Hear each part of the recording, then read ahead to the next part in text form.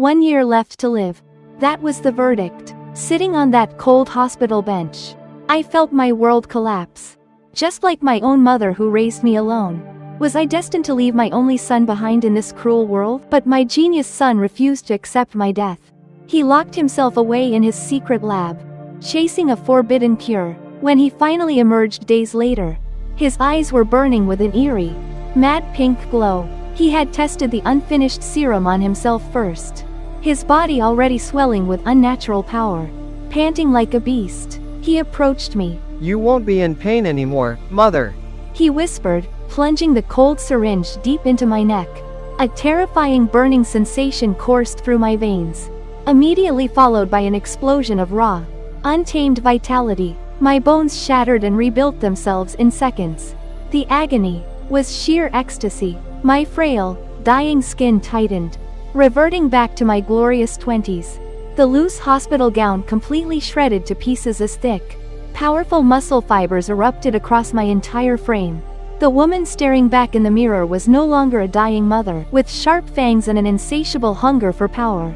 I had become a flawless, sexy apex predator. The dark, quiet alleys of the city became my playground, when a group of petty thugs blocked my path, looking at me with cheap lust. They had no idea they were looking at their own demise. My rule was simple: never harm the innocent. But these wolves were fair game. I snatched their leader by the throat. As my fangs sank deep into his neck, his very muscle mass and energy flooded into my body. Ah, more. Give me more. Standing victorious over their shriveled, empty bodies, my muscles expanded with an explosive pump. My leather top ripped wide open, exposing my massive, oiled back to the cold night air. I soon realized I could control the serum. I could compress my massive power into a slim, elegant frame by day, and unleash the beast at night. To the world, I was just a rich, alluring woman in a high-end lounge. But when that arrogant billionaire tried to force himself on me in his private suite, I decided to show him who the real master was. With a smirk, I released my compressed muscles all at once. The silk dress tore to absolute shreds. "Who did you think you were devouring?" I whispered, pinning him down with my steel-like thighs, heavy enough to crush concrete. As long as I controlled my form, life was perfect. I went shopping with my sweet son. I kept my youthful, highly voluptuous 20-something appearance, while he nervously called me "Mother" in public. It was a hilarious dynamic. But our little outing was violently interrupted.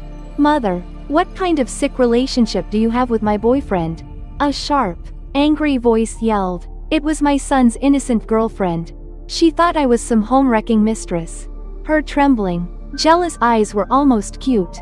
I stepped in incredibly close, pressing my massive chest forward, and whispered in her ear, "Look closely at who I really am."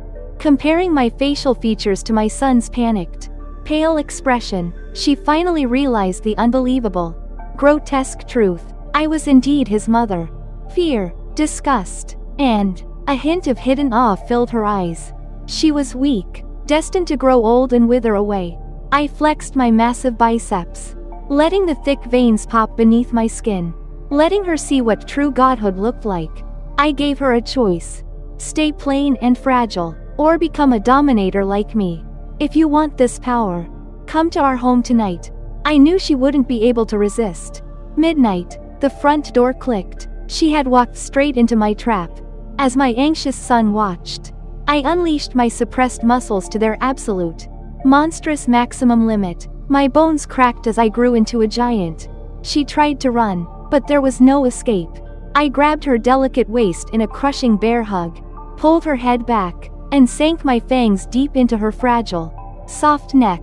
Her life force drained into me, leaving her pale, blood-soaked, and hovering on the brink of death.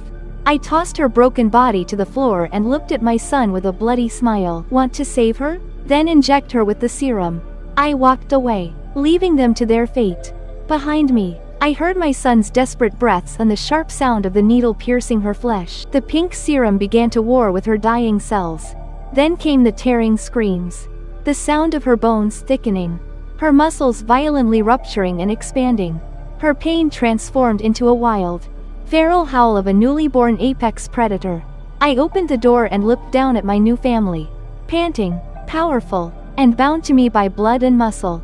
This city is now our hunting ground. Welcome to the Crimson Empire.